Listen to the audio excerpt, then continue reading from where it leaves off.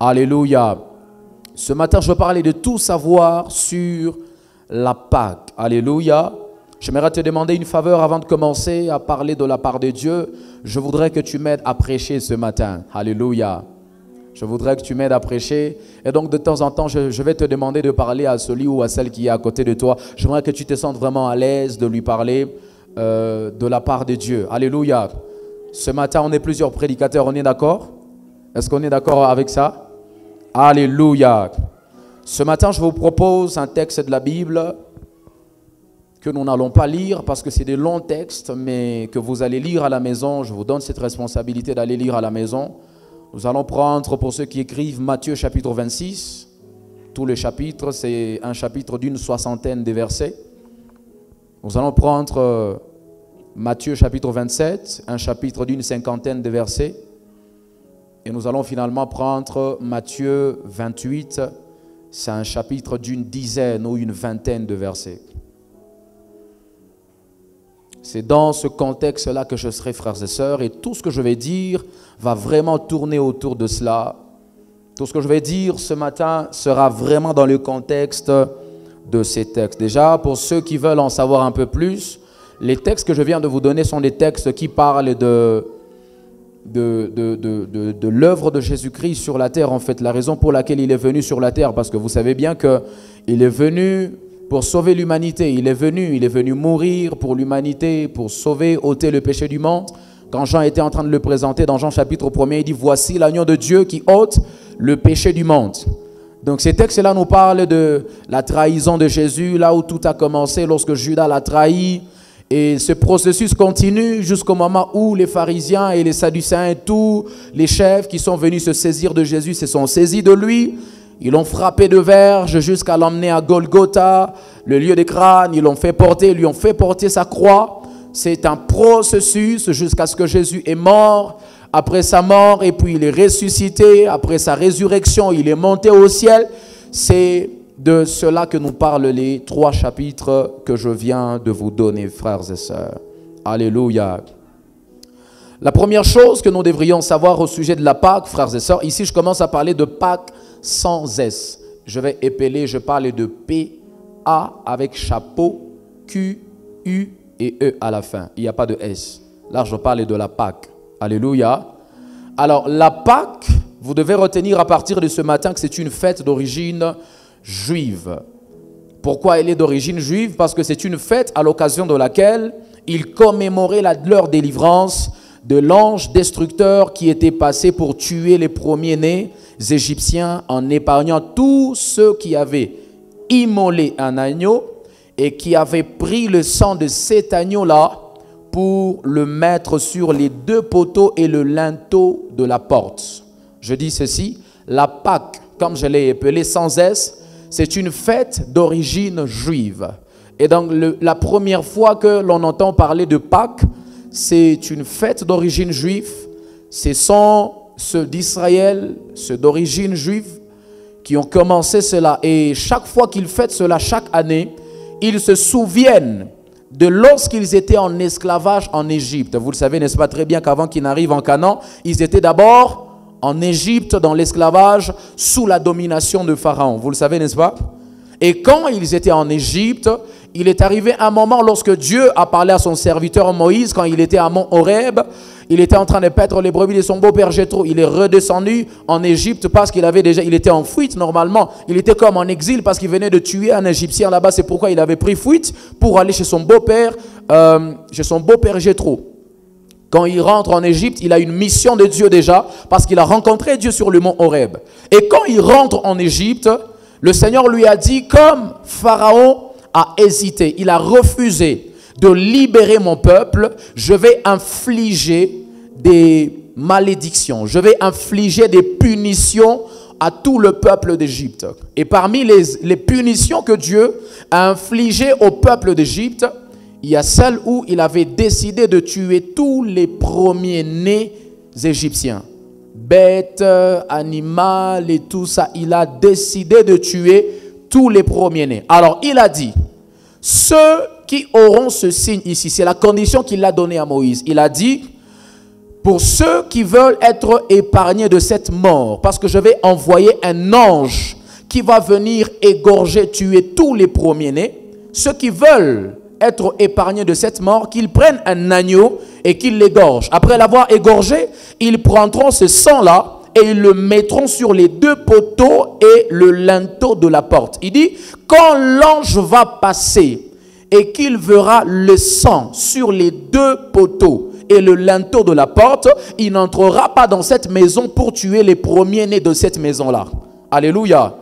Et donc, par ce signe-là, le fait qu'ils ont peint leur poteau et le linteau de leur porte par le sang, ils ont été libérés, ils ont été délivrés de la destruction de l'ange que Dieu avait envoyé. Alors quand ils sont sortis de l'Égypte et ils sont arrivés en Canaan, ils ont commencé. D'ailleurs, lorsque vous lisez Exode, je vais vous donner le texte, c'est Exode chapitre 12, pour ceux qui veulent avoir des précisions. Vous allez lire cela dans Exode chapitre 12, c'est là où on est en train d'établir la Pâque. Il leur dit, lorsque vous vous souviendrez de cela, il leur donne des précisions, des détails de tout ce qu'ils feront, des bêtes qu'ils pourront égorger chaque fois qu'ils se souviendront de cela. C'est Dieu lui-même qui a demandé que les Juifs puissent chaque fois fêter la Pâque pour se souvenir de la délivrance contre l'ange destructeur quand ils étaient en Égypte. Alléluia. Quelqu'un a compris c'est quoi la Pâque? Sans S. Alléluia. Maintenant, c'est quoi la Pâque avec S? La Pâque avec S, c'est une fête chrétienne à l'occasion de laquelle tous les chrétiens du monde, les chrétiens de tout le monde, célèbrent la résurrection de Jésus-Christ. Alléluia. Alléluia. Je précise ici que par déduction, la première Pâque dont j'étais en train de parler, la Pâque sans S, le peuple juif ne célèbre pas seulement leur délivrance de l'ange destructeur quand ils étaient en Égypte, mais ils célèbrent aussi leur exode de l'Égypte, c'est-à-dire leur sortie de l'Égypte. Chaque fois qu'ils fêtent la Pâque chaque année, ils se souviennent du Dieu qui les avait libérés de l'esclavage aussi de Pharaon. Alléluia. Maintenant, la Pâque avec S, là j'appelle encore c'est P-A avec chapeau, Q-U-E et S à la fin. Là, maintenant, c'est la Pâque que nous tous, les chrétiens de partout dans le monde. Là, on ne parle pas que des Juifs. Alléluia. Parce que souvenez-vous que quand je suis en train de parler des Juifs, je parle du peuple d'abord. Je ne parle pas d'abord des enfants de Dieu. Là, je suis en train de parler du peuple.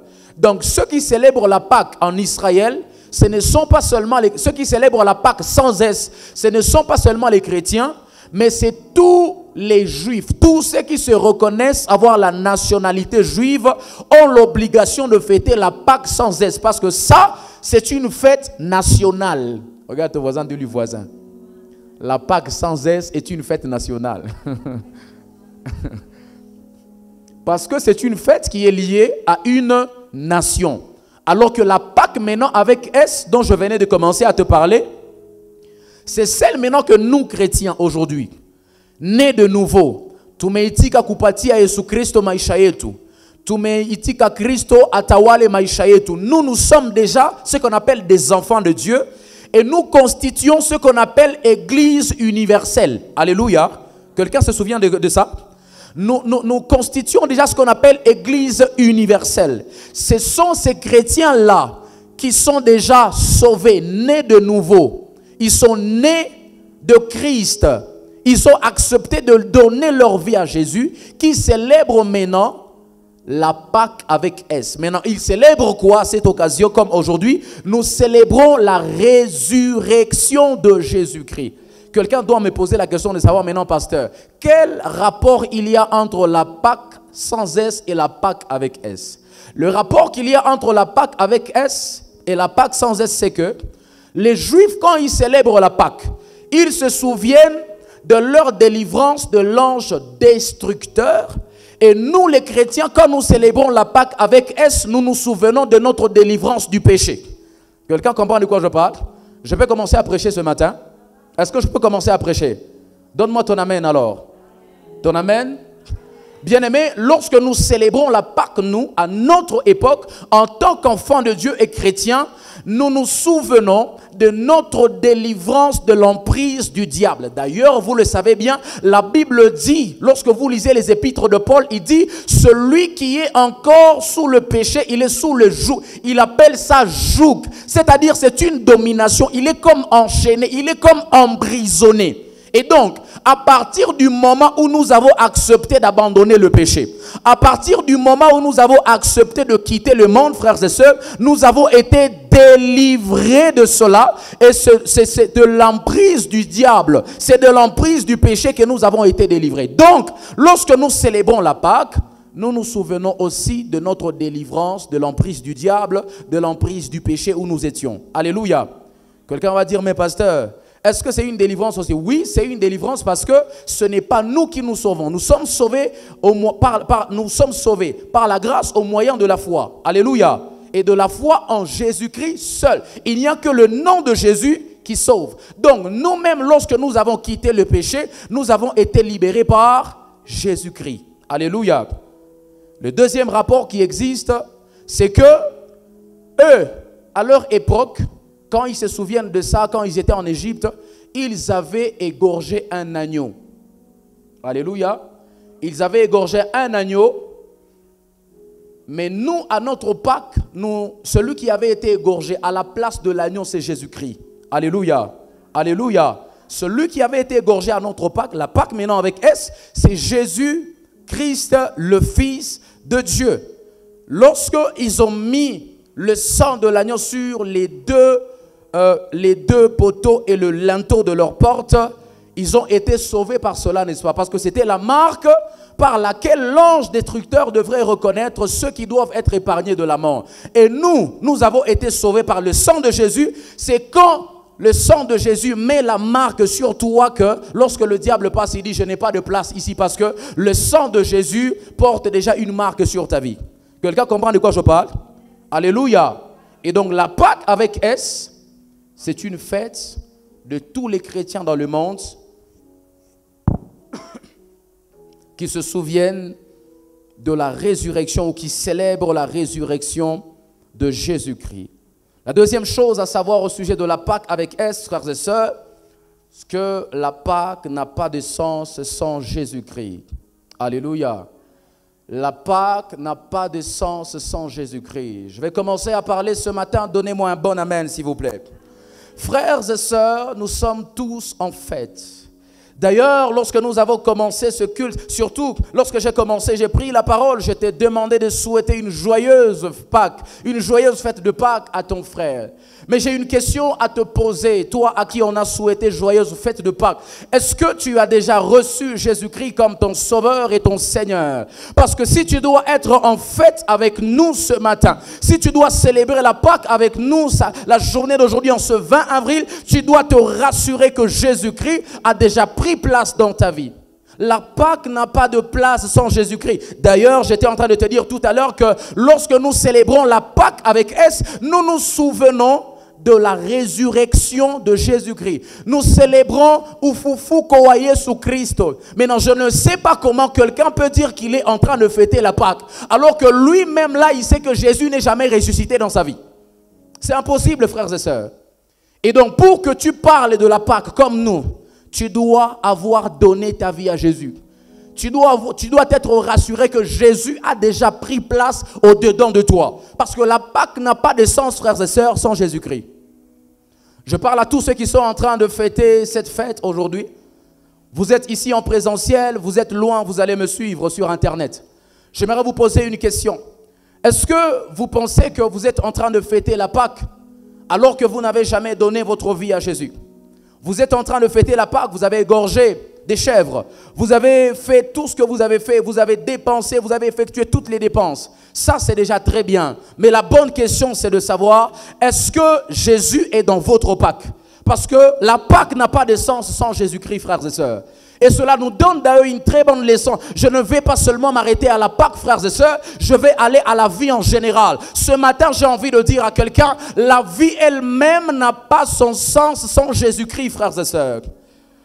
Aussi longtemps que vous n'avez pas donné votre vie à Jésus, aussi longtemps que vous n'avez pas abandonné votre vie à Jésus, je vais le dire exactement comme j'étais en train de l'expliquer, aussi longtemps que vous n'êtes pas libéré de l'emprise du péché, vous êtes encore un pécheur, vous péchez encore comme à la normale, vous péchez encore comme tout le monde, à ce moment-là, frères et sœurs, votre vie n'a pas encore de sens. D'ailleurs, je vais exagérer en disant, comme la Bible le dit, vous n'existez pas encore. La Bible dit qu'aussi longtemps que Jésus n'a pas pris place au-dedans de vous, frères et sœurs, vous êtes comme un esprit mort. Voilà ce que Paul nous explique dans Hébreux. Vous êtes comme un mort, frères et sœurs. Ah, est-ce que ça peut vous choquer si je vous dis que vous n'êtes pas différent de ceux qui sont à Kitatumba aussi longtemps que vous n'avez pas donné votre vie à Jésus? Est-ce que ça vous choque si je vous dis que vous n'êtes pas différent de ceux qui sont de l'autre côté à les copains, si vous n'avez pas donné votre vie à Jésus? Est-ce que ça va vous choquer si je vous dis que vous n'êtes pas différent de tous ceux qui sont dans les cimetières là-bas et tous ceux qui sont dans les morgues, aussi longtemps que vous n'avez pas donné votre vie à Jésus? Frère, vous commencez à exister à partir du moment où vous avez donné votre vie à Jésus. Parce que votre vie n'a pas de sens sans Jésus-Christ. Quelqu'un entend de quoi je parle? Et tout ce que vous faites d'ailleurs, quand je parle de la vie, je suis en train de parler de tout ce que vous pouvez faire dans la vie. Vous pouvez être un businessman, vous pouvez être, je ne sais pas, un avocat, vous pouvez être, je ne sais pas de quel domaine, vous pouvez être professeur d'université. Peu importe tout cela, frères et sœurs.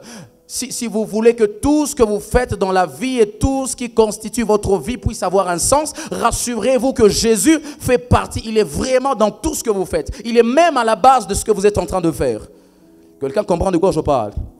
Parce que si nous sommes en train de fêter la Pâque aujourd'hui, c'est permettre en ce dimanche très spécial de parler de la résurrection de quelqu'un qui n'était pas mort. D'ailleurs, si nous célébrons sa résurrection, c'est parce que nous reconnaissons aussi qu'il était mort, frères et sœurs. La Pâque n'a pas de sens sans la mort de Jésus-Christ. Et quelle est la dimension spirituelle, frères et sœurs, de la mort de Jésus-Christ? Je vais vous apprendre je vais vous parler de 4 bénéfices de la mort de Jésus-Christ. Le premier bénéfice, frères et sœurs, de la mort de Jésus, c'est que la mort de Christ détruit et enterre nos péchés.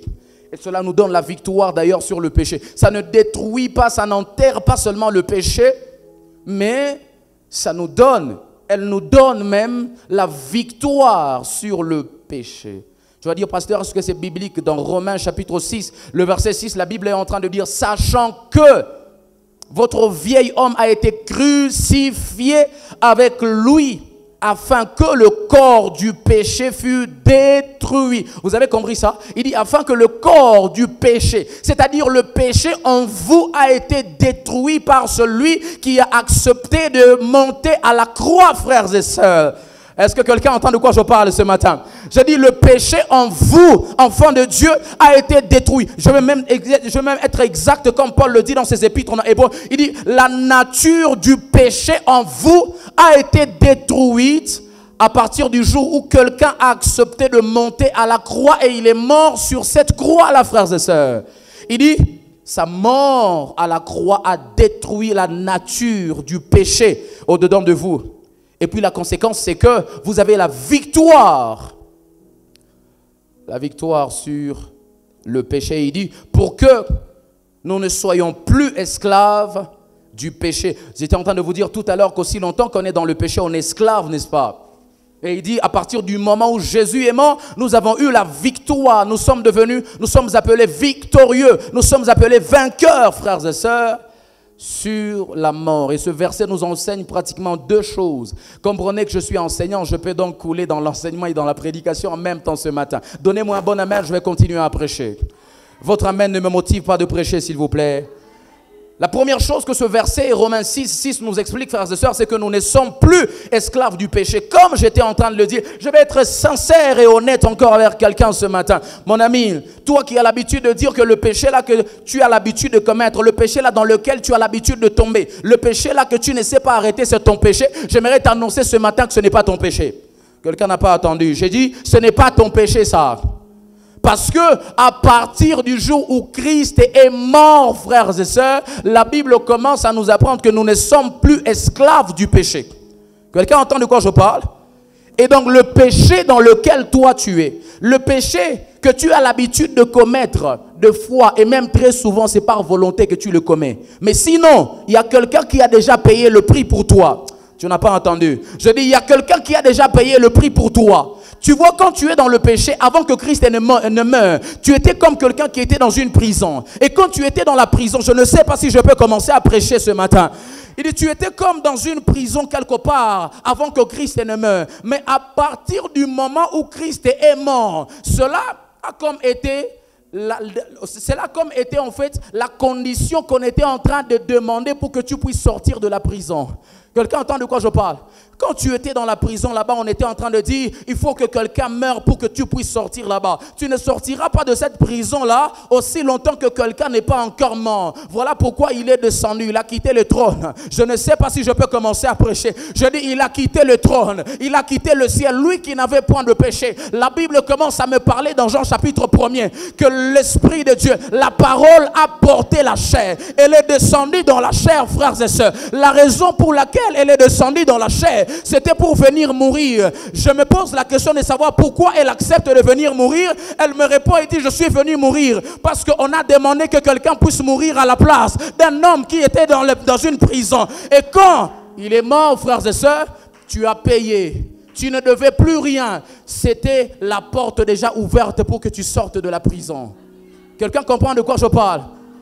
Et donc tu as seulement été libéré. Malheureusement, frères et sœurs, pendant que je vous parle, il y a des gens qui continuent à rester dans la prison alors que la porte est déjà ouverte.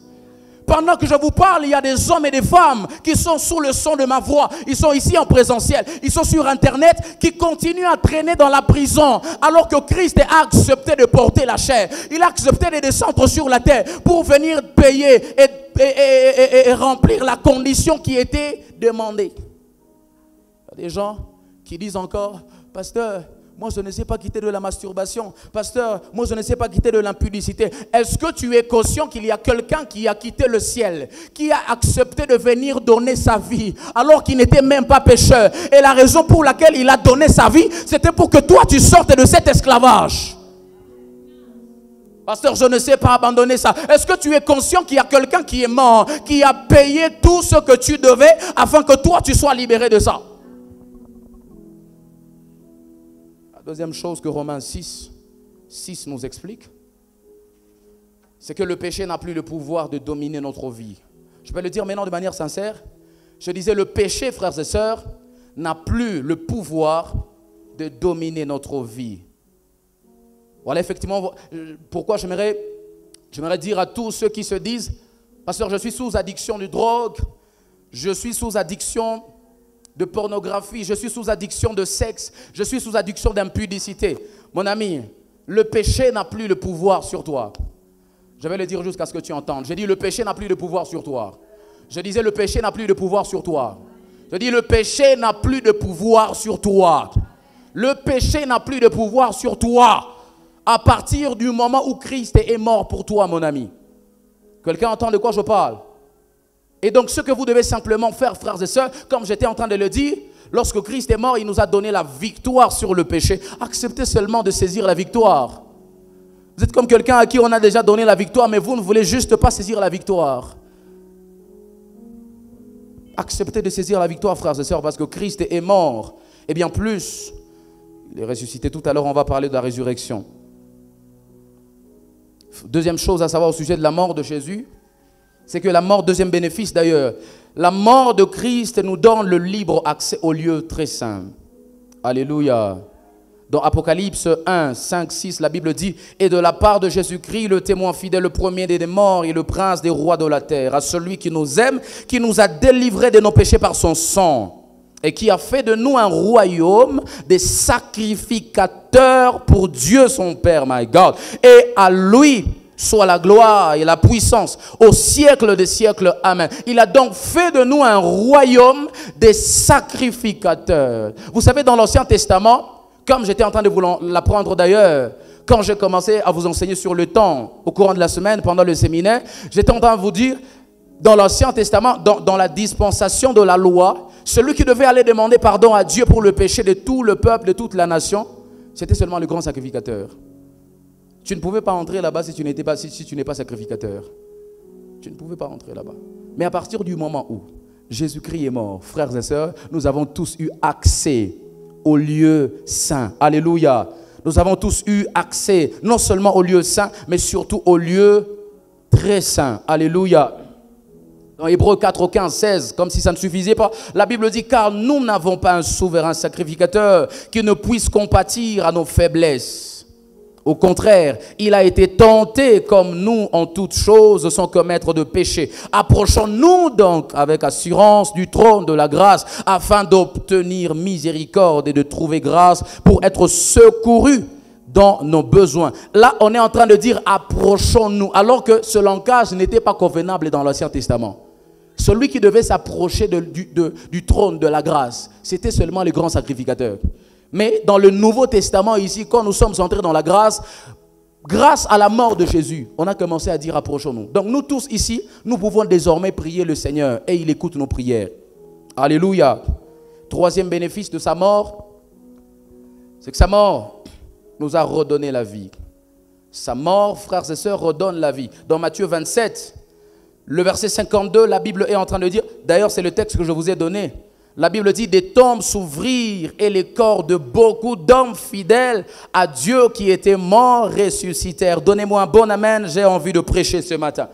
Frères et sœurs, je vous explique le contexte. La Bible dit que quand Jésus est mort, quand son esprit, quand il rendit l'âme, comme la Bible le dit dans les textes que vous allez lire à la maison, la Bible dit, quand il est à la croix là-bas, il a juste rendi l'âme. Il y a des gens qui étaient morts avant lui, qui étaient morts avant sa mort sur la croix là-bas et qui étaient fidèles à Dieu. Et quand il est mort, quand il a rendu l'âme, frères et sœurs, la Bible dit que ces hommes-là ont ressuscité. Ces hommes-là sont revenus à la vie. Vous allez voir les tombeaux. La Bible dit, leurs tombeaux s'ouvrirent et ils sortirent des tombeaux. Donc la mort de Jésus est capable de donner la vie, frères et sœurs. J'étais en train de dire à quelqu'un, la mort de Jésus a donné la vie. La mort de Jésus, c'est une porte à la vie. Mais c'est quel genre de mort ça? C'est une mort qui ouvre la porte à la vie.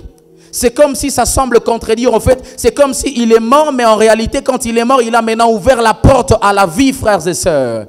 Alléluia. C'est pourquoi toi qui as déjà donné ta vie à Jésus, j'ai envie de t'assurer ce matin, la raison pour laquelle Jésus est mort, c'était pour donner accès, pour ouvrir une porte à la vie dans tout ce qui te concerne. Je déclare, je décrète et j'établis dans le nom de Jésus que tout ce qui est mort dans ta vie à cause de la mort de Jésus puisse reprendre la vie au nom de Jésus. Je disais que tout ce qui était mort dans ta vie, grâce à la mort de Jésus qui a ouvert la porte à la vie, que cela reprenne vie au nom de Jésus de Nazareth. Tes affaires étaient déjà mortes. Je ne sais pas, ton intelligence, on l'avait déjà étouffée. On l'avait même déjà flouée quelque part. Je ne sais pas, ta grâce dans le monde des affaires, on l'avait déjà tuée en toi. Parce que Jésus est mort ce matin. Je déclare, je décrète, j'établis, je confesse et je prophétise que cela reprend vie à partir du moment où je suis en train de le déclarer. Dans le nom de Jésus de Nazareth. Je dis que cela reprend vie dans le nom de Jésus de Nazareth. Parce que la raison pour laquelle Christ est mort, c'était pour nous redonner la vie, frères et sœurs. Vous savez, c'est d'ailleurs bizarre au fait. Il n'y a qu'une fois où l'on nous parle d'une telle mort dans la Bible, c'est quand on nous parle de la mort d'Élisée, le prophète Élisée. Le gars, on dit que quand il est mort, on est allé l'enterrer en Israël, sa tombe est bien connue jusqu'aujourd'hui. Et un jour comme ça, on est en train d'aller enterrer quelqu'un d'autre. C'est comme si bizarrement, on est allé le mettre juste à côté de la tombe du prophète Élisée. Et la Bible déclare qu'il y a eu comme une perturbation, à moins que je ne m'abuse. Et puis, ils se sont rendus compte qu'ils venaient de déposer le corps qu'on était allé enterrer sur les os du prophète Élisée. Et quand ils ont déposé, quand le corps là qu'on venait enterrer a touché les os du prophète Élisée, la Bible déclare que ce mort-là est revenu à la vie. La mort qui donne la vie. Regarde ton voisin, dis-lui voisin. La mort de Jésus est une mort qui donne la vie. Quatrième bénéfice de la mort de Jésus, frères et sœurs, c'est que la mort de Jésus met la différence entre ce qui est vrai et ce qui est faux et juste. Et cela avec preuve tangible, frères et sœurs. Alléluia. Dans Matthieu chapitre 27, le 54e verset, la Bible dit, en voyant le tremblement de terre et tout ce qui se passait, l'officier romain et les soldats qui gardaient Jésus furent saisis d'épouvante et dirent, cet homme était vraiment le Fils de Dieu. Vous savez la raison pour laquelle on l'avait tué? Vous savez, l'une des raisons pour laquelle on avait tué Jésus, c'est parce qu'ils étaient en train de dire qu'il était en train de blasphémer en disant qu'il était Fils de Dieu. Vous savez, non? Donc, ils étaient en train de renier là. Comment je peux le dire? Ils étaient en train de nier. On peut appeler ça la filiation, c'est ça? Ils étaient en train de renier le fait que Jésus était Fils de Dieu. Et quand ils ont tellement renié ça, lui-même a tellement insisté, ils ont dit, finalement, comme ce gars continue à blasphémer, on va finir par le tuer. Mais quand on l'a tué, sa mort a révélé pour de vrai qu'il était Fils de Dieu. La Bible déclare que quand il est mort, il y a eu un tremblement bizarre. Je l'ai expliqué ici tout à l'heure au courant de la semaine, quand j'étais en train de parler du temps, frères et sœurs. La Bible déclare qu'à partir de midi, donc dans la logique d'aujourd'hui, à partir de 12h jusqu'à 15h, l'obscurité remplissait tout le pays. Parce qu'il y a quelqu'un de particulier qui venait de mourir. La mort de Jésus donc est capable de distinguer un homme de qui on était en train de douter. La mort de Jésus est donc capable de justifier quelqu'un dont on était en train de douter. Je déclare, je décrète dans le nom puissant de Jésus de Nazareth, toi qu'on a accusé injustement, on t'a accusé faussement dans un dossier où tu n'y es pour rien. Je déclare, je décrète et j'établis dans le nom de Jésus, parce que Jésus est mort, que Dieu te justifie au nom de Jésus de Nazareth. Que Dieu te justifie au nom de Jésus.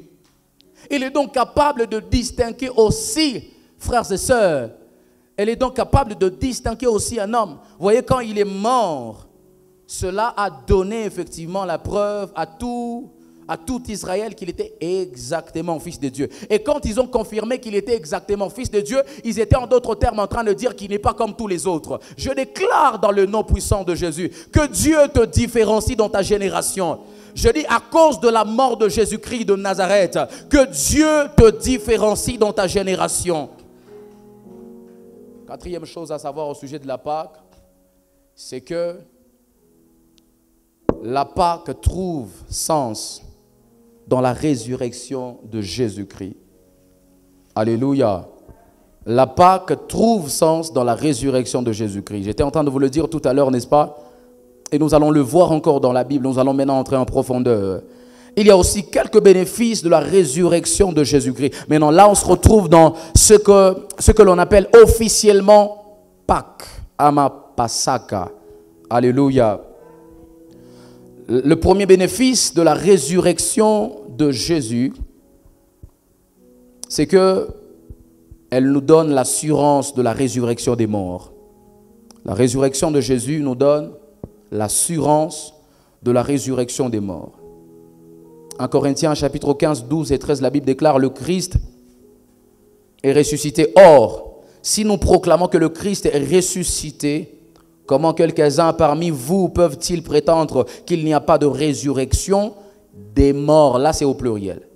S'il n'y a pas de résurrection des morts, alors le Christ, lui, non plus, n'est pas ressuscité. Je m'en en ce moment ici parler à quelqu'un qui a perdu un être cher. Peut-être pour toi c'est ton père, comme moi il y a 2 ans je l'ai perdu, un être très cher pour moi. Mais il y a une chose qui est vraie, c'est que si Jésus est ressuscité, nous avons la foi de revoir nos bien-aimés qui sont partis avant nous. Alléluia. Si Jésus est ressuscité, nous avons la foi donc que les morts qui sont partis avant nous, nos frères et sœurs, nos bien-aimés, nos papas, nos mamans qui sont partis, les gens qu'on avait pleuré grave, on les avait pleuré beaucoup. Nous avons la foi que nous les reverrons un jour, parce que Christ est ressuscité. Je vais même le dire comme ça, frères et sœurs, pour nous qui sommes encore en vie, lorsque vous mourrez en Christ, en réalité, vous ne mourrez pas. Est-ce que quelqu'un comprend de quoi je parle? Si j'étais à l'école d'affermissement, j'allais poser une question à quelqu'un j'allais demander à quelqu'un sa réflexion pour savoir pourquoi je dis cela. Mais comme je suis au culte ce matin pour gagner le temps, frères et sœurs, n'est-ce pas que j'étais en train de vous dire que la mort de Jésus ouvre la porte à la vie. Et donc, à partir du moment où nous avons reçu Jésus-Christ, lui dont la mort ouvre la porte à la vie, nous-mêmes quand nous mourrons, nous ne mourrons pas en réalité, mais nous ouvrons la porte à une autre vie, et celle qu'on appelle maintenant la vie éternelle. Quelqu'un n'a pas compris de quoi je parle. Quelqu'un n'a pas compris de quoi je parle. J'étais en train de dire, frères et sœurs, que la mort de Jésus ouvre la porte à la vie. Est-ce que vous le savez, vous vous souvenez, n'est-ce pas, quand j'étais en train de le dire tout à l'heure? Et donc, à partir du moment où nous recevons au-dedans de nous celui dont la mort est capable d'ouvrir la porte à la vie, nous-mêmes, à notre temps, à notre époque, dans notre dispensation, s'il nous arrive de mourir avant qu'il ne revienne, à ce moment-là, nous savons que nous ne sommes pas morts, mais nous avons plutôt ouvert la porte à une autre vie. Alléluia. Ça, c'est une parole pour quelqu'un qui a beaucoup peur de la mort. Et parmi les gens qui ont peur de la mort dans la vie, ce sont les jeunes sœurs qui ne veulent pas mourir sans se marier.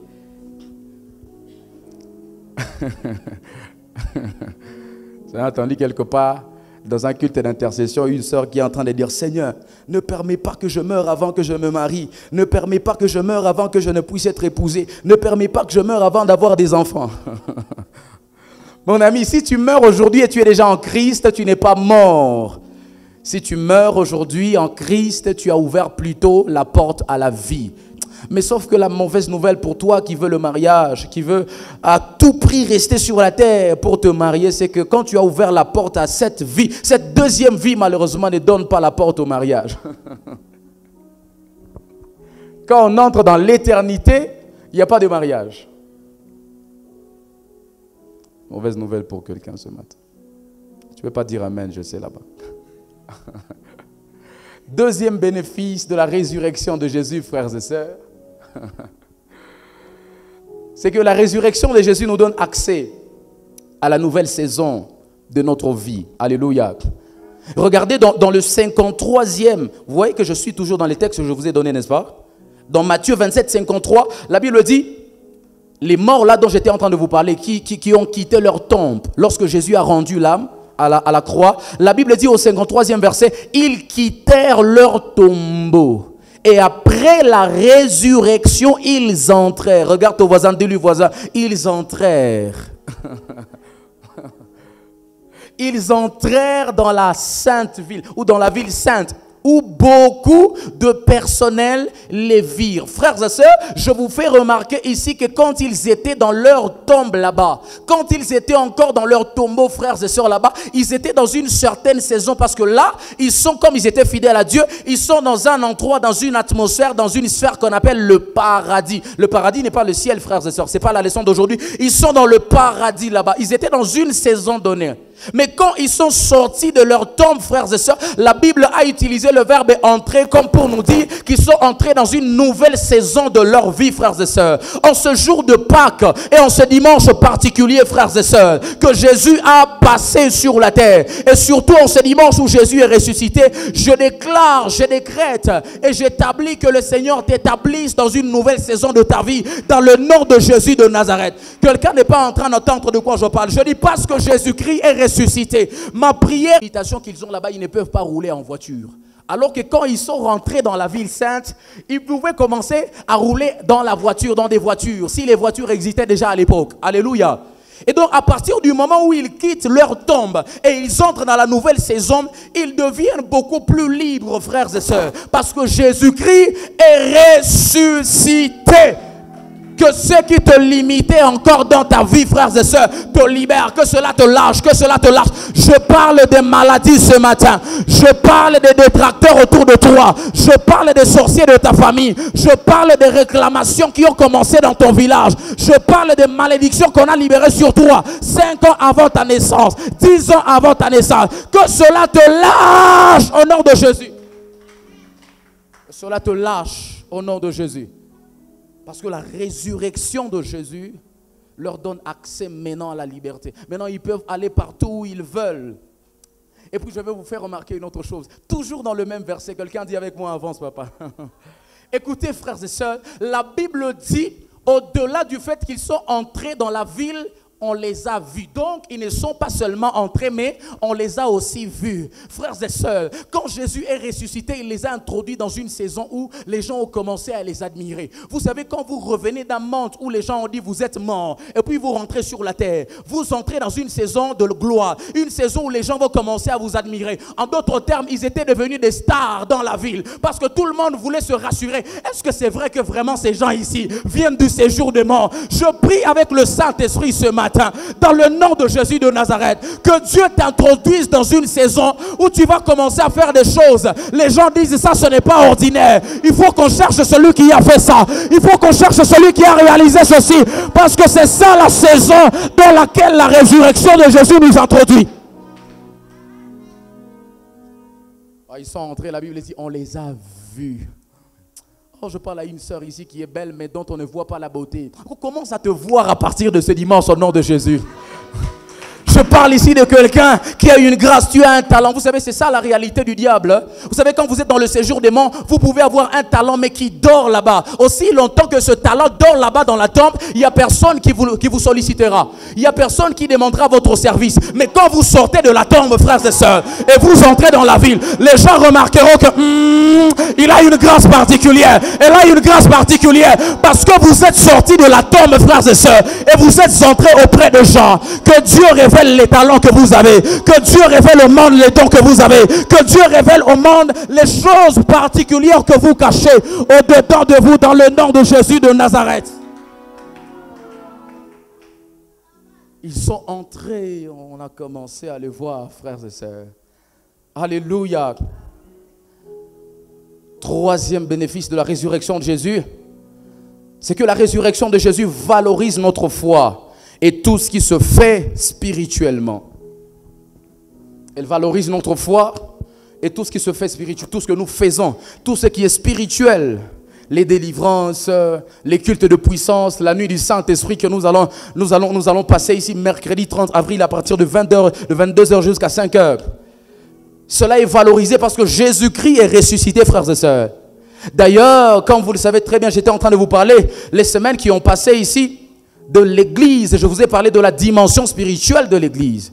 Et donc même l'église a son sens parce que Jésus-Christ est ressuscité. Dans 1 Corinthiens 15, 14, pour vous prouver cela, la Bible dit, et si le Christ n'est pas ressuscité, notre prédication, même ce que je suis en train de vous prêcher, dit notre prédication n'a plus de contenu. Et votre foi est sans objet. Là, c'est Paul qui est en train de parler. Il dit, si Christ n'est pas revenu, les prédicateurs là, ils sont comme des poètes, ils sont comme des slameurs. Les prédicateurs, ils sont comme des rappeurs, ils sont juste comme tous les autres orateurs là que vous connaissez. Mais parce que Christ est ressuscité, même les prédications que nous donnons souvent, Ziko Namana, pourquoi? Parce que Christ est ressuscité. Et même notre foi, frères et sœurs, en Jésus, a son sens parce que Christ est ressuscité. C'est la résurrection de Jésus qui donne sens à notre foi, frères et sœurs. Alléluia. Regardez dans 1 Corinthiens 11.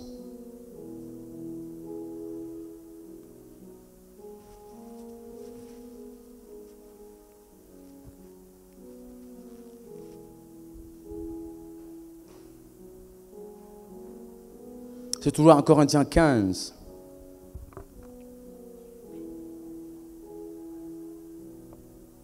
« 1 Corinthiens 15, le 15e verset.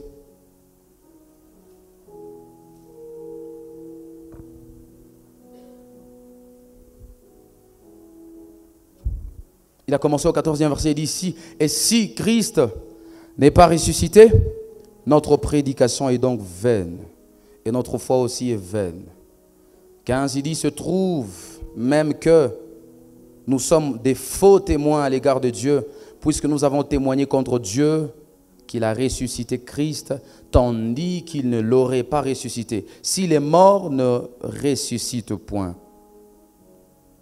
Il dit, car si les morts ne ressuscitent point, Christ non plus n'est pas ressuscité. Il dit, et si Christ n'est pas ressuscité, votre foi est vaine. Voilà comment il le dit. Surtout, c'est le verset que j'étais en train de chercher, le 17e. Il dit, et si Christ n'est pas mort, c'est là qu'il le dit exactement avec des mots simples. Il dit, et si Christ n'est pas ressuscité, votre foi n'est pas vaine. Vous êtes encore dans vos péchés. Et par conséquent aussi, ceux qui sont morts en Christ sont perdus. Ils sont perdus totalement.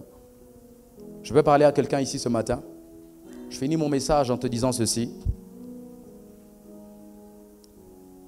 Christ est mort. Et bien plus, il est ressuscité. Nous sommes en train de le célébrer aujourd'hui, frères et sœurs. C'est parce que nous sommes bien bénéficiaires de cela. Je t'ai dit que la mort de Jésus donne la vie.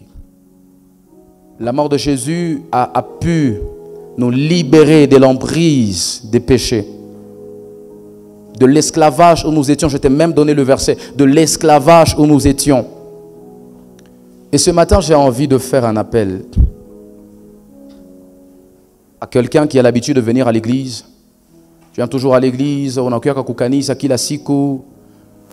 Le fait qu'on a cœur à kukanisa kila siku, tu as commencé à penser que c'est le fait de venir à l'église qui te donnera accès au ciel. Frères et sœurs, le fait de venir à l'église tous les jours là ne donne pas accès au ciel. Hein? Vous savez, non? Vous savez, non? Vous savez que la Bible va même dans Matthieu chapitre 7 jusqu'à dire qu'il y a même des gens au-delà, eux là, au-delà même de venir à l'église, ils arrivaient même à délivrer ceux qui étaient possédés. Eux, ils arrivaient même à prier pour les malades, ils guérissaient. Mais un jour comme ça, ils arriveront devant Dieu et il leur dira, sortez-vous de ma face, vous, je ne vous ai jamais connu. Pourquoi? Parce qu'ils n'avaient juste pas encore été victimes, ils n'avaient juste pas encore été bénéficiaires de la mort, des effets de la mort et de la résurrection de Jésus. Ils n'ont juste jamais accepté, frères et sœurs, de mourir avec Christ et de ressusciter avec lui. Ils n'ont juste jamais, frères et sœurs, accepté d'enterrer leur vie. Vous avez remarqué dans le texte que je vous ai lu, le texte que Paul nous a donné, il dit, nous avons été crucifiés avec Christ. Ils n'ont jamais accepté d'être crucifiés. Ils n'ont jamais accepté de crucifier leur ancienne personne, leur ancienne vie, leur ancienne identité, pour que Christ leur donne une nouvelle identité. Je vais finir en disant à quelqu'un, kama Christ est capable kuzika zambi zenye uliko ndani, il est capable de te donner une nouvelle nature. Alléluia.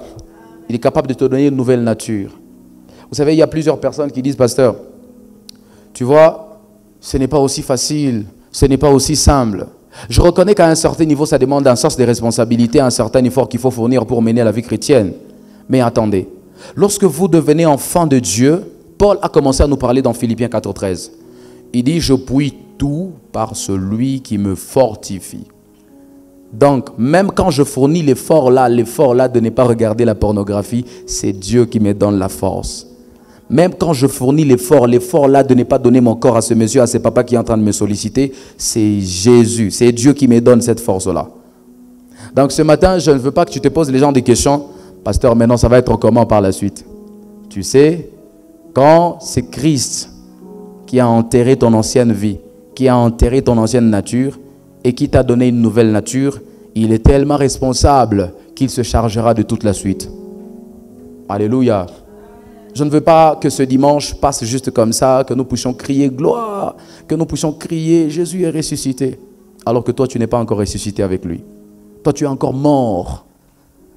Je t'ai dit d'ailleurs tout à l'heure que Hébreu, c'est Paul qui nous a appris ça, il dit ceux qui ne sont pas encore nés de nouveau, ceux qui n'ont pas encore donné leur vie à Jésus, ils sont considérés comme des morts. Ils ne sont pas différents de ceux qui sont dans les morgues, ceux qui sont dans des cimetières maintenant. J'aimerais ce matin que quelqu'un accepte d'abandonner son ancienne nature, son ancienne vie. Vous savez, quand Paul nous a expliqué ça encore dans 2 Corinthiens 5, 17, lorsque quelqu'un est uni à Christ, il dit, premièrement, il est devenu une nouvelle créature. Il dit 2, voici, les choses anciennes sont passées. Il n'a pas dit les choses anciennes sont en train de passer ou elles passeront. Il dit les choses anciennes sont passées et voici toutes choses sont devenues nouvelles. Ça c'est un verset qui résume la mort et la résurrection. Quelqu'un comprend de quoi je parle? Quand il est uni au Christ. Je parle à quelqu'un ici qui ne mène pas encore une bonne vie. Tu es encore dans des bêtises. Tu en as des trucs bizarres, des trucs sales, des histoires sales comme la pornographie. Tu es encore dans des histoires sales comme la masturbation. Tu es encore dans des histoires sales comme l'impudicité. Tu es encore dans des histoires sales comme l'escroquerie, le vol. J'aimerais t'appeler à Jésus ce matin. Je ne voudrais pas laisser passer un dimanche comme celui-ci, un dimanche si particulier, sans que toi tu ne ressuscites avec lui, sans que tu ne sois une nouvelle créature, que tu sois une nouvelle personne ce matin. Tu sais que pour toi, la tricherie n'est pas encore un problème. Pour toi, dans ta philosophie, ça c'est normal. Tu as déjà accepté tu as déjà convaincu ton cerveau que ça c'est normal. Mais ce n'est pas parce que toi c'est pas parce que toi tu es convaincu que c'est normal que la Bible dit aussi que c'est normal. Tu as déjà accepté dans ta tête que la tricherie là c'est le fait de sauver, c'est le salut de l'argent de tes parents. Tu as déjà accepté, tu as déjà fait comprendre à ton cœur que quand tu donnes ton corps à un papa parce que tu voulais aller acheter la lotion, tu voulais payer tes études, tu t'es débrouillé, tu as travaillé. Ça c'est toi qui as déjà accepté ça. Si toi tu te comprends, Dieu ne te comprendra pas dans cette situation-là. Dieu ne te comprendra pas comme ça. Accepte de donner ta vie à Jésus ce matin. Accepte de ressusciter avec Christ. Arrête ça, mon frère. Accepte d'enterrer ça. Laisse ça dans ton passé. La semaine, on a appris sur le passé. Accepte de laisser ça dans ton passé. Laisse passer cela, s'il te plaît. Et accepte de prendre une nouvelle nature. Accepte de devenir une nouvelle créature. Tu mens comme si c'était normal. Tu médis. Tu es dans les commérages, tu es dans les Congossas, tu es dans des histoires très sales. Et toi-même, chaque fois que tu fais ça, il t'arrive même de pleurer, n'est-ce pas? Il t'arrive de pleurer seul dans ta chambre, là où nous, on n'est pas en train de te voir.